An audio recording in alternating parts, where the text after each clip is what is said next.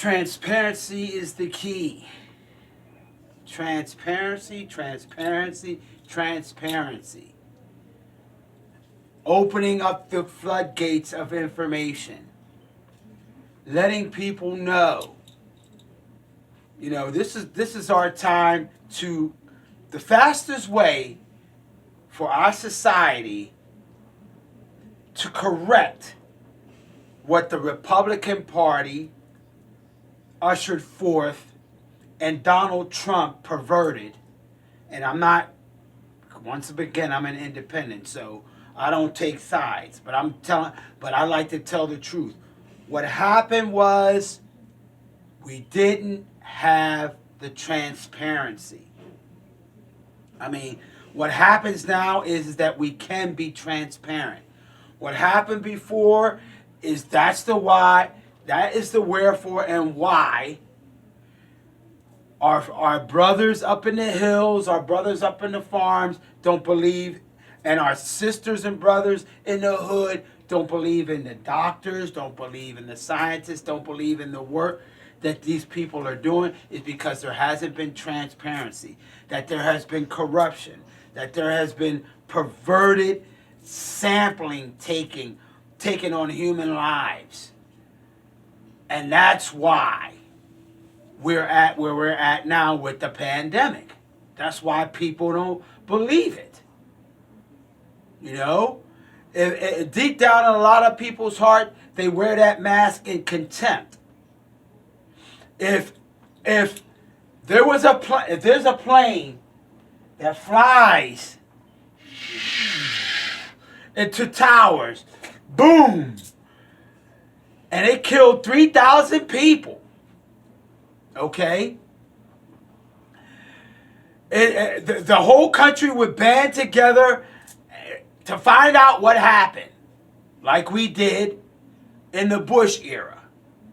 But because it's picking away, you can't see it every day, and it picked away at this one, and it left an empty chair here and there, and it wasn't close to your home, and it wasn't close to anybody you knew, or you know your business suffered because of it. Okay? What happens? You're still in the dark about it. Oh, it's just the common cold, or it's the flu. The flu takes this many people, so you try to justify it with arithmetic because you can't see the planes flying into the building. You see what I'm saying? So those 3,000 people that died when that, you know what I mean, are more real to you than those people who have died of the pandemic. You can't justify, you can't reconcile the two things. And so it's not real. It's still a hoax in your mind. It's still something that you're going to politicize because you can't see those planes. Boom. That's how many people died a day or so ago. 3,000 people died. The same amount of people that died in the plane attacks. You can't justify that.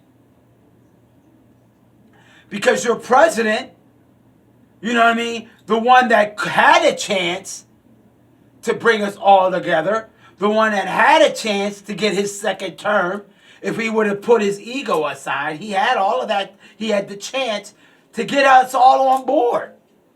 He would have picked off enough of us that he could have got in office again. If he had been a true leader. If he had been a true person of the people. Because that's the oath he took. But what happened? Boom. He dropped the ball. And he dropped the ball because of the ongoing issue in our country. That I'm not going to listen to you. Because you don't make sense to my losing power. I don't want to be a second-class citizen. You see? I don't want to be like you. I'm afraid That's what's going to happen. That's what my justification in Trump is. Hell, the Catholic Church ain't been right for years. You know what I mean? And the people in the Catholic Church know it. They knew it for a while.